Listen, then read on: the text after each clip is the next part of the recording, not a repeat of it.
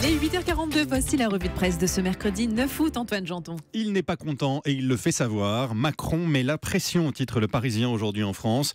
Le président n'apprécie pas les flottements de ces dernières semaines, d'autant plus que la rentrée s'annonce sportive, analyse le journal.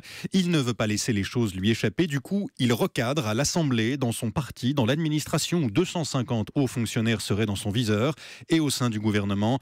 Les ministres sont jugés trop timorés, écrivent Ava Jamshidi, Valérie Acco et Philippe Martinat.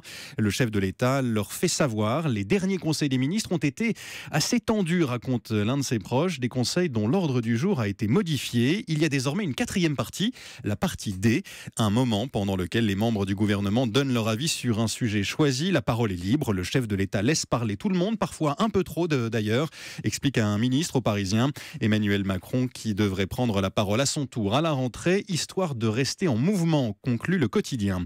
Restons à l'Elysée où il sera question d'eau ce matin en Conseil des ministres. On en parlait dans le journal il y a quelques instants, car de nombreux départements sont quasiment à sec, en état de crise hydrique. Et ce ne sont pas forcément ceux auxquels on pense en premier, écrit La Croix qui consacre un dossier à ce sujet. Les plus concernés sont les départements normands et ceux du bassin de la Loire, entre autres. Ce qui fait dire un sénateur UDI, Henri Tandonnet, auteur d'un rapport sur l'eau l'an dernier, qu'il va falloir changer de politique.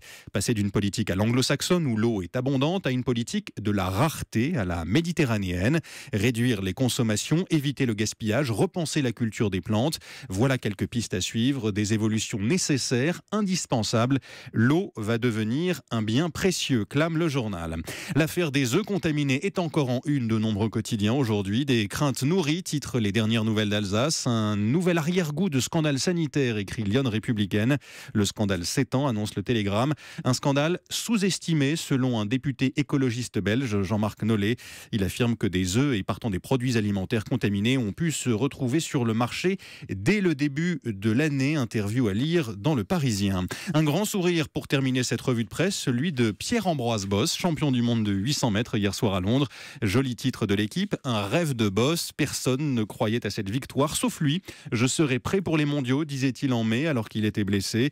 Il était entièrement tourné vers cet objectif. Il n'avait que cela en tête, ce qui explique en partie qu'il ait oublié son passeport à Paris ces derniers jours avant d'arriver au Royaume-Uni, raconte Stéphane Koller.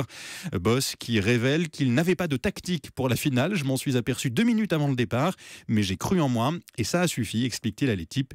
Enfin, c'est quand même un peu moins simple que cela.